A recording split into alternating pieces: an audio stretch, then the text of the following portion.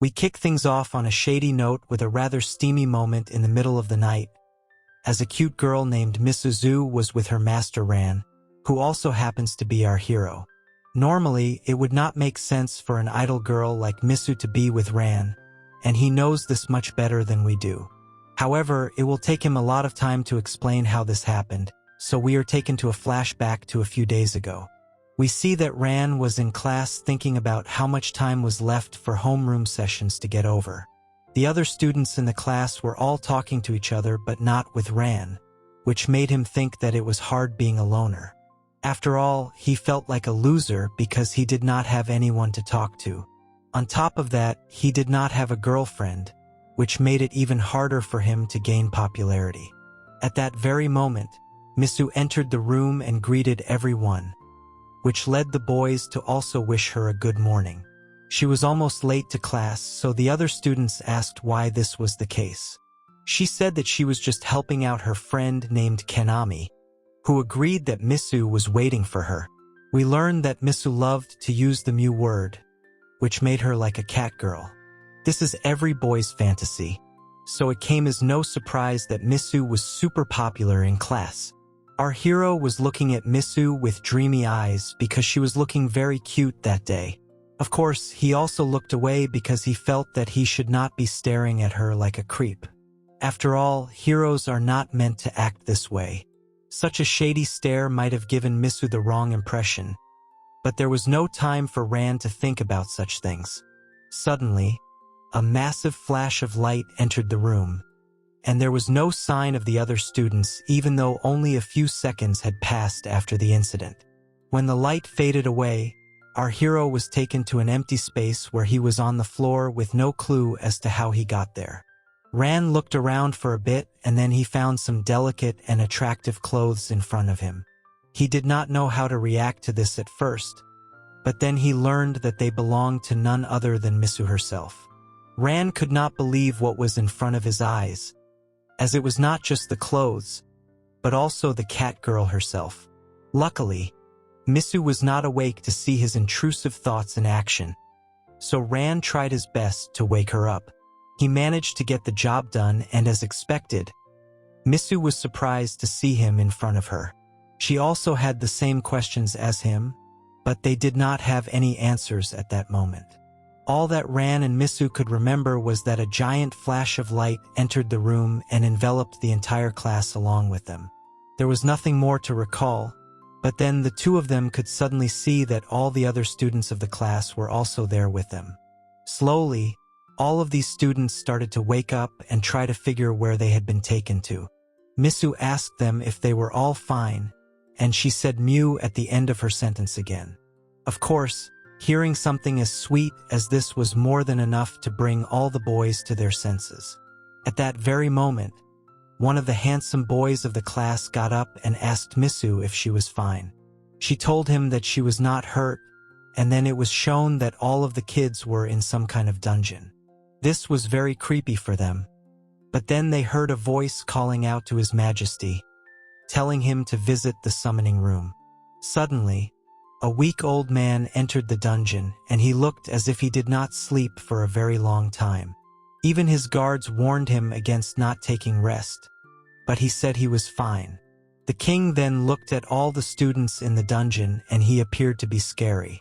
However, he then said that his country was under attack by the demon lord. He confessed that he and his men tried their best to defeat the enemy, but all of their plans had failed, which meant that he had no other option but to summon heroes from another world. This meant that Ran and his classmates were all the chosen heroes for this world, and they were called the Holy Saints. The king then continued by saying the Holy Saints would be taught some new skills and trained on how to use their powers to defeat the demon lord. However, the handsome boy did not like this kind of talk, so he told the king to shut his mouth. He said that he and his classmates had been kidnapped by the king and his men, so they had to send them back home. This was not working on the king, so an otaku boy named Aichi said that even if they were summoned here, it was not like they were superheroes. The kids in front of him were just normal people, so Aichi did not feel that they would be able to fight a demon lord for him. The king realized what the otaku boy was telling him, so he decided to explain the situation a bit more. Basically, each of the holy saints was blessed with a special power to help them fight the demon lord. This made Iskeai'd very happy because he could use the cheat ability like he had seen in his favorite manga and anime. The other girls found this creepy because Iskeai'd liked to watch shady content. Iskeai'd was not able to control his excitement any longer, so he decided to use his ability to learn what power he had been granted. He struck a pose, but then he learned that he was only given the appraisal scan skill. As expected, he was very upset to learn this because he was given a very plain ability. The other students did not care about Iskeai'd, but then it was their turn to learn more about their own powers. That was when it was revealed that the handsome boy's name was Tereo, who would then go on to learn that his skill was Fong transformation. Misuzu got some kind of power that was known as Schwartz energy, but she was happy with this as she did not get any weird skills. Another boy named Takeo got the skill Mirror Force, but he got upset because this was only a defensive power. A girl named Miko got infinite mana, Mrs. friend Kanami got the sword skill known as Fate Divider, and the last girl called Saki got Photon Punishment, which sounded like a cool skill. However, the real shocker came when our hero Ran got the skill of a shady lunatic, which meant that he had the power to make any girl do unspeakable things to him. As expected, the others were a bit confused by this, and the girls even called him a creep for having such a skill. The otaku boy Iskeai'd made sure to make fun of Ran by saying he had a very lewd ability. He then used his appraisal skill to see that Ran could indeed make any girl his slave by simply touching them. He felt that it was still fine to have a skill not suited to combat like his own ability, but for Ran to be able to even make holy saints his slaves was a bit too much. Of course, it was not like our hero wanted such a skill in the first place, so he asked Iskeai'd to stop messing around with him. However, the otaku boy did not want to stop there, so he told everyone that there was no chance nothing would happen if a teenage boy like Ran had such a shady skill. Naturally, Ran felt that Iskeai'd was going to convince the others that he was a threat to their innocence. After all, the otaku boy did make sense with his logic. At this rate, our hero was sure to be kicked out of the group, and then Tereo decided to speak up. Seeing him made Ran a bit hopeful because if he had taken his side, then he would be able to keep him in the squad. However, that was not the case as he asked our hero to leave the class instantly, much to his dismay. Ran was confused at first, but then Tereo said that if he was able to make girls his slaves just by touching them, then the other girls would not feel safe around him. It took Ran a moment, but he soon realized that Tereo might have become jealous of him. This was because his skill could allow him to steal Misuzu from him, whom he had a crush on. This was why Torai tried to make our hero look like scum in front of the other girls, which was a shameless thing to do. After all, he did not need to say such a thing out in the open with everyone listening. Ran was not the type to just stand in there and listen, so he started walking away and said that if this was really how the class felt about him, then he would get out of here as soon as possible. Nobody said anything to him, showing how they never cared about Ran in the first place. Then came night time, which meant that the holy saints got to eat dinner and celebrate their arrival with the people of this world. The normal saints mentioned that there were 20 heroes who were brought here, so Tereo decided to mock Ran once again by stating it was hilarious how he was still being seen as one of them. Misuzu did not feel the same way, and was wondering how Ran must have been doing on his own. However, the normal saints said that it did not matter how the others treated him, as he was still under their protection. The main focus as of then was to get done with their training so that they could become stronger and defeat the demon lord. Iskeai'd became a bit worried after hearing this, so he asked what kind of training a fat boy like him would have to go through. This was when the team was told that they would be receiving intensive training on magic and other skills from the next day onwards in order to maximize their powers. Saki was excited to hear this because she was wanting to use magic for a long time. At that moment, she was asked where Misuzu had gone, so she said that she went to powder her nose or do other girly things. Then, we moved out of the main palace to the night setting where Misu was seen trying to find the rest room. She did not know why she came here in the first place because there was no rest room or even any people. Suddenly, a butterfly showed up in front of her and sparkled. So she got distracted by such a pretty sight in the middle of the night. She decided to follow the butterfly out in the courtyard till she came to a garden area. Misu could see that the area was very wide and no one was around, so she felt confident that she would not be seen. She decided to let loose over here because she could not hold it in any longer. However, just as Misu was about to begin, the butterfly flew into someone's arms and he thanked it for leading Misu here, even giving it the name Ajiha. Misu got scared upon hearing this, and it turned out to be our hero Ran who was waiting for her in the garden area. He said sorry to her because he did not expect to target her while she was relieving herself. Of course, Misu felt shy, so she asked him to look the other way while she did her business. Of course, Ran's intrusive thoughts got the better of him, so he did not wait any longer and simply bowed down to reach her level. He then touched her cheek and looked into her eyes with a gaze of charm. Ran activated his shady powers and started to cast his spell over Misu, which was working on her. She did not know what kind of feeling this was, but it was starting to take control of her body till she could not hold it anymore. She told Ran that if he held on to her any longer, then she would not be able to control herself. However, he did not stop and made sure to watch her as she showed a side of herself that a girl should not have shown to a boy at that time. Ran wondered if this was the effect of his skill, but then he realized that it could have been another reason as well. Misu could not stop doing what she was doing as it felt too good for her. She even said mew a few times and wondered what was going to happen next. That was when Ran decided to act on his intrusive thoughts, and he told Misu that she was going to become his familiar. This seemed to have done the trick on her, and she could not stop feeling love for Ran after that. Misu felt that she had shown such an embarrassing side of herself to him, but she was still feeling excited. This meant that she might have fallen in love with him, even though it was known that he had the shady skill. Ran then asked her if she liked it when a boy had his way with her, and she revealed that it was her secret desire to do so. This was all that Ran needed to hear, and then he told Misu that he would also have his way with her. She basically begged him to do it, and what followed was an intense session. The couple shifted to a nearby bench and Ran could see that Misu's familiar level was increasing with each passing second.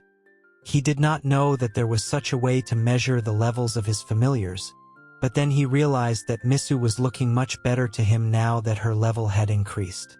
He wondered if it was really okay for him to do such a shady thing, but then he saw what no man had ever seen before, so he lost track of his thoughts. He could see that Misu had a clean spot, so he asked her if she had shaved. She felt shy, so she said that she had never shaved in her life and always had smooth skin. Our hero could not stop himself any further, so he decided to seal the deal with Misu and make her his own for good. After a shady session, Ran got done with what he had to do, and Misu's familiar level got maxed out. She was very happy with what just happened, and Ran could only say that what he did felt really good. After they were done with the deed, Ran and Misu decided to explore the place some more, and they came across a really nice view. By this time, Misu had become his proper slave girl, so he decided to give her some work now that he had built a home around here for himself. He told Misu that he wanted her to come to him every night at this place and report to him on how things were going on in the castle. She said yes almost instantly, and she seemed to be happy that she became Ran's first ever familiar. However, our hero told her that she was not his first if he was to look at it technically. This made Misu a bit sad because she did not think that her lover boy would be making moves so quickly. However, he explained to her that he was not with any other girl before her. He then called upon his butterfly named Ajiha and said that it was time for him to introduce the both of them. Misu was amazed to see her, and then Ran explained that he had run off into the garden after he was kicked out by Tereo but realized that he had made an impulsive move. He was all alone in a world that he had never been to before, which meant that he had no friends or anyone to count on. That was when his stomach started to make noises and he decided to look for something to eat. At first, he thought he should have gone to the village to look for food, but the issue was that he knew he was not good at social skills. After all, if he was able to do such a thing, then he would have been able to get along better with his own classmates. As he was about to lose all hope, a butterfly came flying towards him, and he was thankful to see something else that was similar between his own world and this one. The butterfly landed on his hand, but since he touched her because of this, it meant that his powers came into play. Ran was able to use his charm on the butterfly without even knowing it, and he was surprised to see how effective his powers were. Since the butterfly was now in love with our hero, he decided to follow after her to see where she would lead him. After some time, Ran managed to find himself in a forest which was somehow connected to the garden. As he explored the forest, he could find all kinds of fruits and fresh water nearby, which meant that he had an ample amount of food to enjoy over here. Ran did not get how he wound up here in the first place, but then he looked at the butterfly and figured that she had guided him here. This was the power of his shady lunatic skill, which made him realize that it wasn't a bad thing to have such an ability. He then thanked the butterfly because it was his first friend after coming to this place. That was when he decided to call the butterfly Iskeai'd. Then we came back to the present where our hero finished his story and explained to Misuzu that Iskeai'd was the reason for him to be able to survive in this world. This made her amazed, and she started referring to Iskeai'd as her senpai. Ran was shocked to see such behavior, but then Misuzu looked at the butterfly and told her that she was happy her master could survive thanks to her.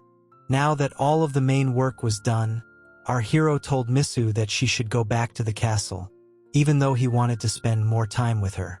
She agreed with him, but she also wanted to know how long Ran was planning to stay here. He revealed that he was thinking about a lot of things, especially because of the way he left out of his own free will after Tereo and the others kicked him out of the castle.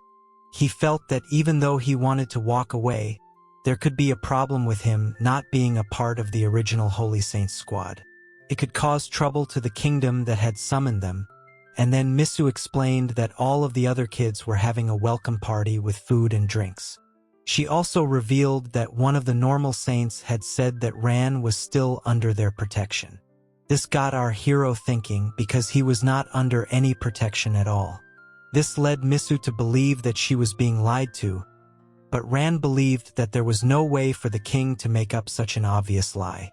He realized that maybe the people of the kingdom were thinking of ways to make the lie a truth, but then if that were to be true, then he would need to be careful. Ran then ordered Iskeai'd to patrol the area so that he would know if there was anything shady going on. Ran then started to worry about how the people of this kingdom would take care of him. Could have been that they wanted to keep him in prison or even worse. Anyway, he did not want to share this with Misuzu, so he thanked her for telling him about the party. However, he also said that there was a lot they did not know about this place, so he was counting on her to tell him all about what would be going on at the castle from the next day onwards. Misuzu told him that he could safely count on her, and then they agreed to see each other the next day. A few days had passed by since that encounter, and then we could see the other kids in the middle of a class where they were being taught magic. They were being told about how mana could be used at the fingertips, and how there were different kinds of mana for each type of magic.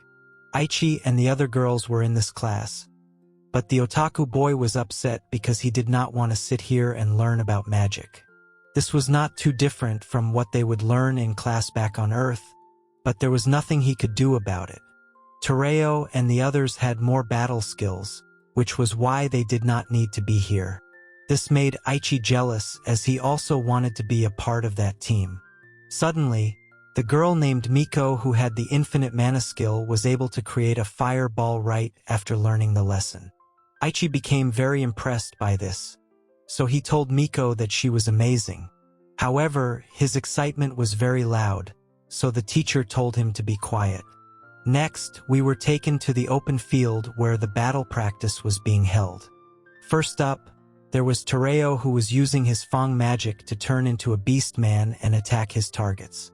He managed to land a deadly blow, but he was not too happy with the results. As a matter of fact, it looked as if he was the one who got the damage and not the other way around. That was when we saw that he was attacking Takeo, who had the defensive power to turn his attack back on him. Tereo was injured and he told Takeo that he had a dope skill, to which he agreed instantly. After all, with a move like Mirror Force, no one would ever be able to hurt him. Such a skill made Takeo very happy, and he even had an evil smile on his face as he could reflect attacks directly. He decided to tease Tereo about this, but he got scared and asked Takeo not to do such things to him. Takeo laughed and told him to chill out as he did not intend on hurting him. He then asked Tereo if he felt bad about kicking out Ran earlier for having shady skills. This made the Beast Boy a bit guilty because he knew he did not do the right thing there. However, Takeo told him that it was good that they kicked out Ran because they did not want to share their girls. Tereo had his eyes on Misu and Takeo wanted Kanami, so they were happy not to have let them get to our hero. Takeo reasoned that it only made sense to take out the bad bugs before they took over the social hierarchy, and Tereo could see why he was saying that. He even believed that he should have been more assertive as he wanted to impress Misu, even though he did not know about the shady things she was doing with our hero over the past few days. Takeo was then asked if he believed he had a shot with Kanami, so he said that he was getting there bit by bit. As the boys were talking about her, we could see Kanami getting busy with her sword skills. She was very intense in her practice because she wanted to do well as a holy saint. Takeo liked her style and her ponytail, so he awakened his intrusive thoughts. Later, both Kanami and Misu were taking a bath together, but Misu had become a slave girl, so she was having intrusive thoughts about Ran.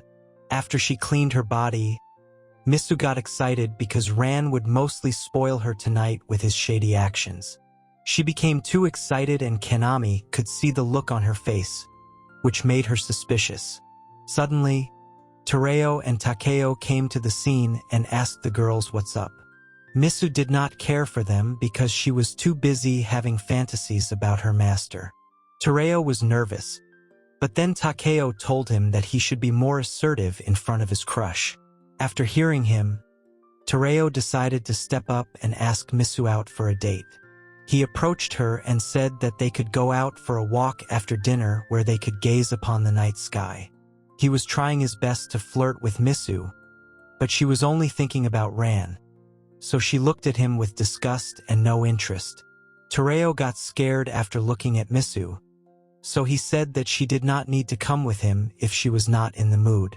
Now that the awkward encounter was over, Misu told Kanami that they should leave the area.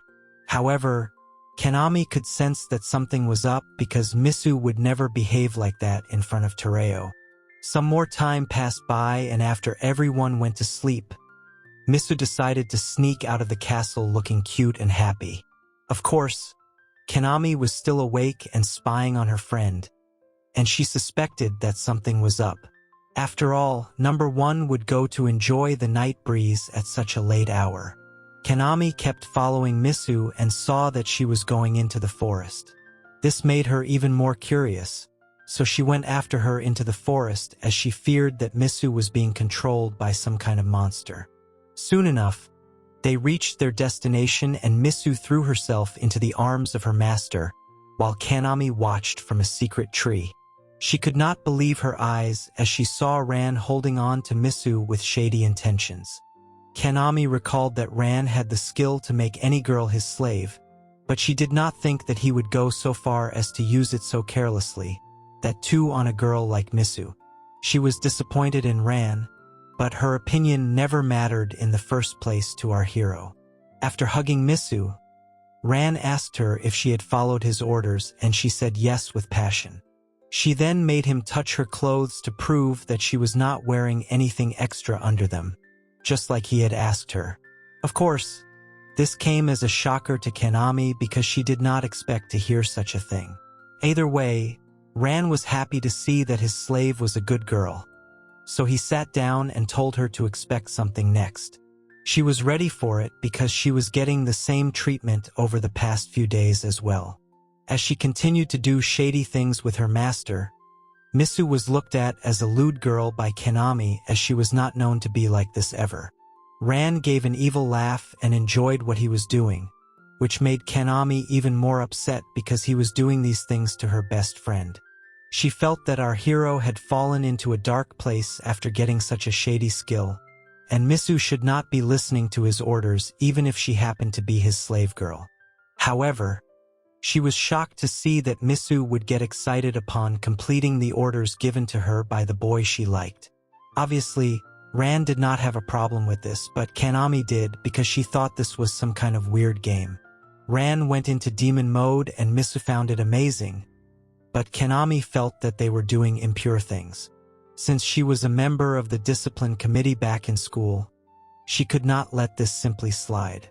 However, she felt that things could get worse if she came in between their passion now, so she decided to wait for them to finish their games. Sadly for her, the couple went on for 2 hours and did a lot of shady things to each other.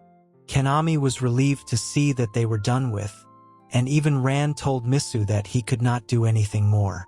He suggested that she should go back to the castle, but Misu wanted to be a bad girl, so she asked her master for one more time.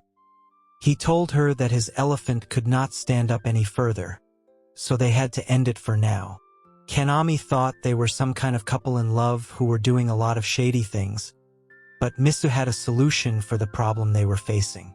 She awakened her Schwartz energy and emitted a huge glow that brought every single thing back to life, whether it was the wilting plants or her master's elephant. It did not take long for her to bring little Ran back to life, and she celebrated her victory. She commented on how she could make him stand again, and he was happy to have been re-energized. He told her that her skill was amazing and they could do it one more time now. Kanami did not believe what she was seeing because people did not go for so many rounds as per what she had learned. Some more time passed by, and then Ran was done with Misu for good. He was about to bid her farewell as she prepared to leave for the castle, but then Uchiha came flying in. She told our hero that there was someone around the area, so he panicked and became alert. He looked around to find the imposter, so Kanami decided to show herself by walking out of the tree. She said that she could not show herself earlier, but now she wanted to ask Ran a question. Basically, she wanted to know what his intentions were with Misu. She was not ready to forgive our hero because his indecent acts could not be forgiven by the disciple committee. He tried to make a case for himself, but Kanami said that he would not be able to escape from her. She also felt that he would not have been able to make Misu his slave if he had not used force. Kanami was only looking at Ran as the villain, and she wanted to use her powers to help Misu, even though our hero was trying to explain to her that there was a misunderstanding. He also said that he would never do things that girls would hate, but this would only anger Kanami a bit more. She said that Misu would never want to have taken his skills in the first place, but then Ran asked her if she wanted him to cancel his spell on her. She said that she did not have the time for any more useless questions because she had the skills to get the job done as well. She stated that if her own method did not work, then she would force Ran to cancel his spell on Misu, even if he did not like it. Our hero liked her anger and said that he would much rather have one more familiar, which meant that he was now trying to target Kanami as well. Kanami did not think that he could do that to her, because in order for Ran's powers to work, he would need to touch the subject of his spell. Our hero knew this was going to happen, but he was not sure if he could pull this off on his own. After all, his enemy was not some simple girl like Misu, as she had battle skills and was a serious fighter. He also realized that Kanami was just his classmate not more than a few days ago. There was no way he was going to let her end him like this because he had a lot more living to do. However, before he could think of a way to fight her, she managed to land a strike on him that took off one of his buttons. Our hero could not understand what was happening to him, But then Kanami said that she could show him the difference in their skills without having to hurt him. Ran decided to run away from the scene, and he hid behind a tree to get some kind of rest. He wanted to know the powers that Kanami was using on him, but even as he was behind the tree, his tie got cut off with a slash attack. Ran could not believe that Kanami was able to pull off such a move in front of him, but he was not going to give up so soon. He asked her if she was using a slash bend attack, but she told him it was not as easy as that. She said that her skill was that of a sword which could divide fate, thus making her a fate divider. She proudly proclaimed it to be her skill, but our hero was able to figure out what her true powers were. He walked out of the tree and looked Kanami in the eyes with no kind of amazement. It was almost as if he was disappointed in her for not being more impressive. He even asked her if that was all she had to offer, and this made her very upset. She could not get why he was being so calm when she had the power to change the fate and affect logic of striking a tree with a sword without even making it hit. However, what Kanami did not realize was that this was Ran's secret ploy to distract her. He then summoned a Jiha to come and blind her some more, after which she became very scared. This was good for our hero because he needed the extra time from his butterfly slave. He thanked a Jiha and then went for the finisher blow by using his hands and their grip to touch Kanami and bring her under his spell. She was asking him why he was touching her like this, and she wanted him to stop, but it only took a few seconds for the spell to work on her. As soon as the shady lunatic attack took over her body, Kanami started looking at our hero with love in her eyes. She tried to resist the spell by pushing him aside and saying that she was saying the wrong thing. However, her body could not lie to her, and she could feel a lot of physical love towards Ran. Kanami herself did not know what she was feeling at the time, and soon enough, she realized that she was also falling in love with the man she wanted to end. Kanami continued to think that Ran had immoral skills and was a shady boy, but for some reason, she could not help her feelings for him.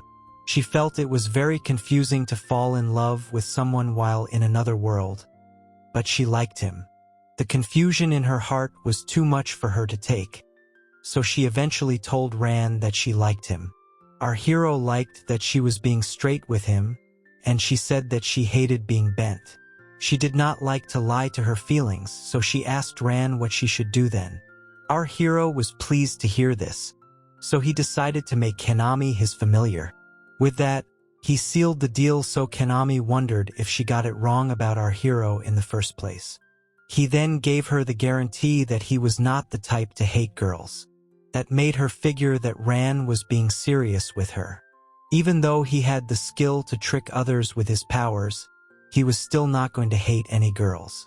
Anyway, it was not like she could do anything about it at all, so she gave in to her temptation. Now that they got done with the formalities, it was time for Kanami to do her duty towards our hero, just like Misuzu had done. He asked her if she was fine with this, but the look on her face stated that she was more than willing to do it. However, she did not realize how she was to act as a slave girl, but she brought out her sword and started to chant a spell to make Ran finish without even doing anything to him. However, he did not want to be treated that way, so he told her not to do it. Kanami did not get what he meant because she thought she should use the powers that have been given to her in this world. Of course, Ran said that there was no such flow to shady activities and intrusive thoughts. A man would never be happy if he was treated in such a way, so Kanami would need to do it the right way to please her master. He even explained that the final result did not matter, but rather the process, so Kanami finally saw sense into what he was saying. She said that in the time that she had come here, she had forgotten about the important things in life. She also said that she had never done such shady things before, so she would need the right kind of guidance to get the job done. Our hero knew what he had to do, so he took a seat and told his new slave girl to come and sit next to him.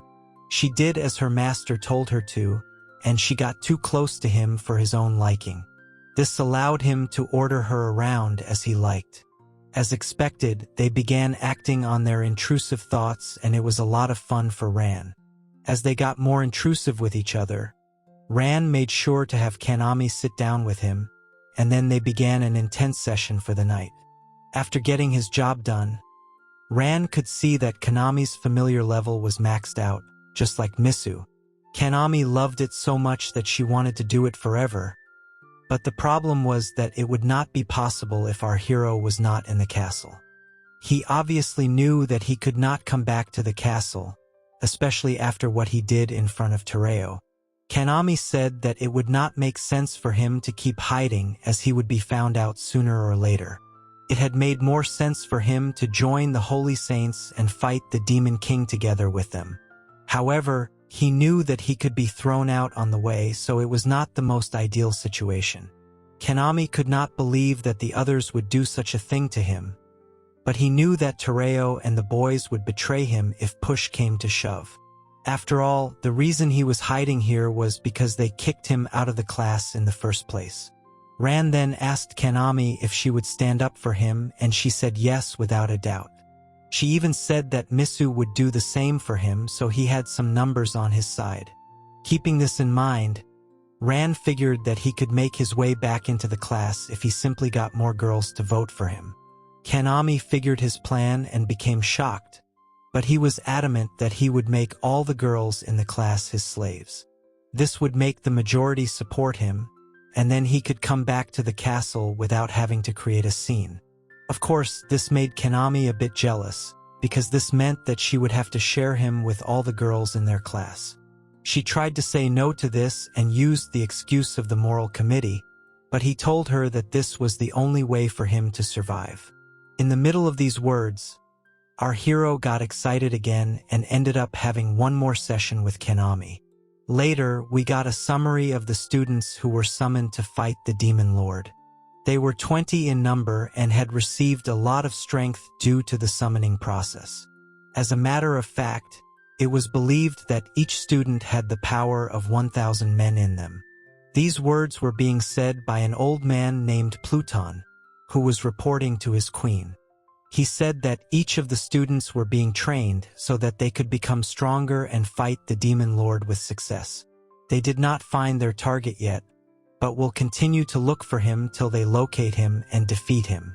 Recently, the kids were found to have been looking for the traces of the Demon Lord, and then we could see that the Queen Pluton was speaking to was an elf girl.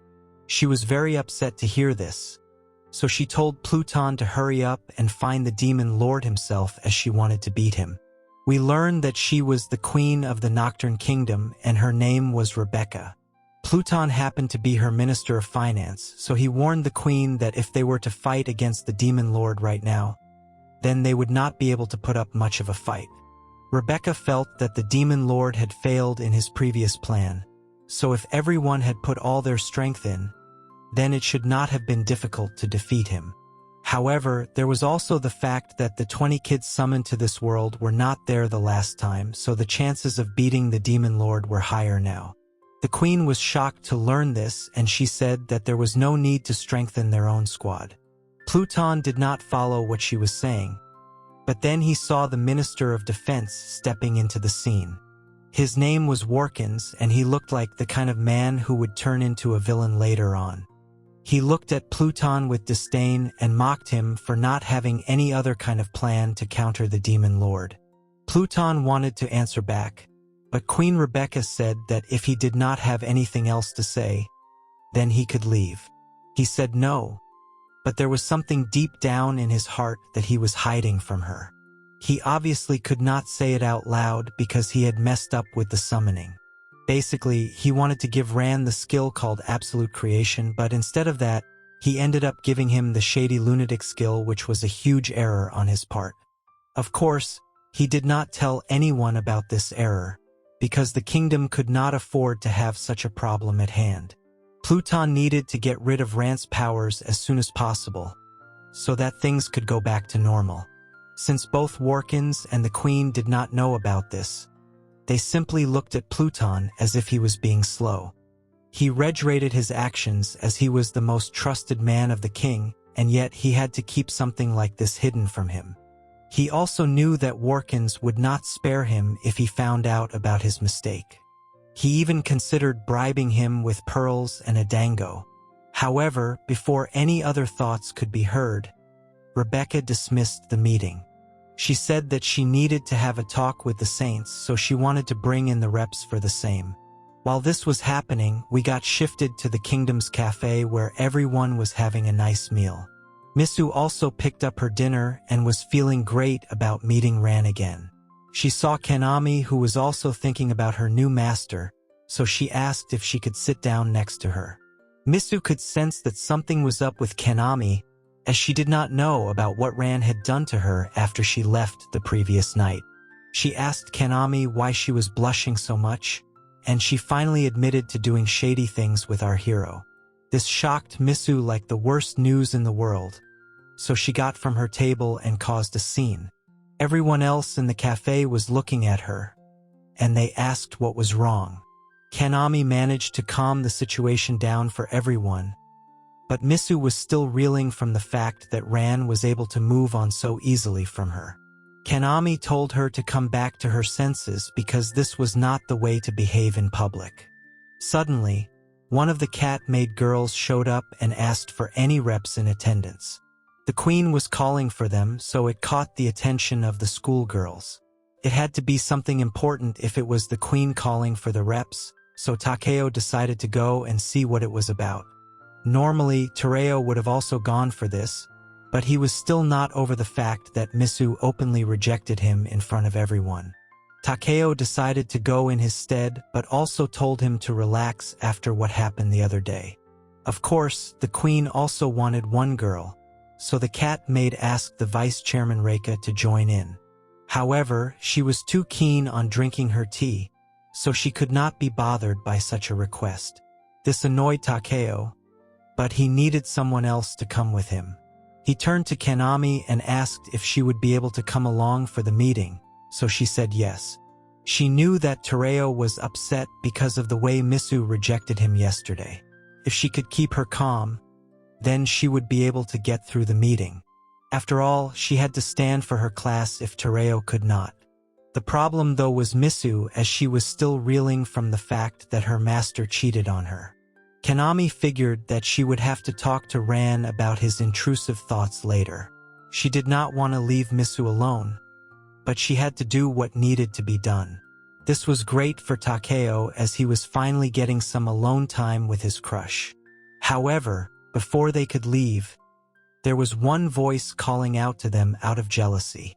It was none other than Aichi, who was feeling left out after the pretty girl and handsome boy decided to be reps. He did not like that the high-class people were going, and he basically wanted to be a rep of the otaku group. Of course, he was told not to go about repping himself as that would be too embarrassing. Kanami did not want Aichi to feel left out, so she allowed him to come with her, but she did not even know his name, so she called him Glasses. This made Aichi very happy, and he struck a hero pose once again to show that his appraisal skill was very important. Of course, no one else was feeling the same way about it, especially Takeo, who now had a third wheel to deal with.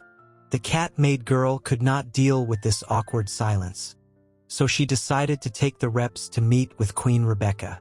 They were brought to the entrance, which was massive, but the cat-maid said that there was no need to be so surprised. Kanami was done with waiting, so she decided to enter the room as soon as possible. Aichi found this odd because he was still a bit nervous about meeting the queen. Either way, Kanami could feel something odd as she entered the room, and soon enough, they were face to face with the queen of the kingdom. Rebecca went on to introduce herself and struck a proud pose, but the other kids were a bit taken aback to see that she had such a small figure. Anyway, they did not want to be rude, so Kanami, Takeo, and Aichi introduced themselves to her. However, Rebecca told them such info was not needed as she did not find it to be useful. She revealed that she was the one who decided to summon them here in the first place, as she wanted to defeat the demon lord as soon as possible. Basically, the queen just wanted to see the faces of the people she summoned, and this made both Takeo and Kanami a bit upset. However, Aichi had his own intrusive thoughts going on in his head as he declared that the queen was nothing more than a lowly elf girl. He found it odd that an elf girl would rule over a human kingdom, but there were maids that did look like elves, so it should not have been much of a surprise. Of course, Aichi wanted to see the truth for himself, so he decided to use appraisal scan on the queen in front of everyone. To his surprise, nothing happened at all, and Rebecca was just looking at him with a blank face. Pluton showed up and called out Aichi for trying to use his shady scan on the queen, so he said sorry for his actions. Pluton then explained that when people were in the royal castle room, their abilities would be sealed, so there would be no risk of any attacks. He further reasoned that if they did not do this, then the kingdom would have been under grave danger. He also looked at Aichi and asked him if he wanted to start a riot, so he simply gave a nervous expression. Kanami then realized that the feeling she had when they entered was none other than the feeling of her skills getting sealed. It did not matter to her either way, because she needed her sword to be able to use her skills. At that moment, Rebecca told Pluton not to fret over such things, and then she asked the reps to talk to her. She was ready to answer any of their questions as she was the one who summoned them here in the first place. Aichi took this chance and instantly asked her if she was from the royal family, which was a rude thing to ask. Takeo told him not to be mean, but the queen was happy to answer his question. She said that before a curse was put on the king, something big had happened in the kingdom. Basically, she had met the king and it was love at first sight, but both Takeo and Aichi found that a bit creepy because she is a lowly girl. Rebecca did not care about any of that, as the king was in no condition to be seen anymore due to the curse.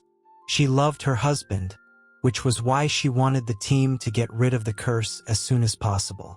This gave all the reps some perspective, and as they made their way out of the room, Aichi became a bit too emotional. He told Kanami that ever since they came to this world, he did not want to fight any demon lord. However, after hearing the queen's story, he was more pumped to get the job done for her. Kanami agreed with him, but Takeo told them both not to be so naive. The main point was that the queen told them that she could send all of the school kids back home if they beat the demon lord. So Takeo was hoping she was telling the truth. Kanami knew that Takeo was only saying this to sound cool, so she teased him about liking the queen. He of course denied it, but he did blush, which meant that there was some truth to Kanami's beliefs. Now, they decided to go back to their own dorms and talk to everyone about what they just heard. Takeo would tell all the boys and Kanami would tell all the girls. Aichi also tried to act cool, but Takeo did not like his attitude at all, so he looked at him with anger. The next day, Kanami went for some training and she met her master, who seemed to be a nice guy. She said sorry for being late, but he did not have a problem with that at all. However, the game was only starting as Workins also came to the scene with a smug look on his face. Kanami asked him if he had any business with her, but he said he only wanted to take a look at the processes in place over here. After all, he had reason to believe that they could be dangerous for the holy saints.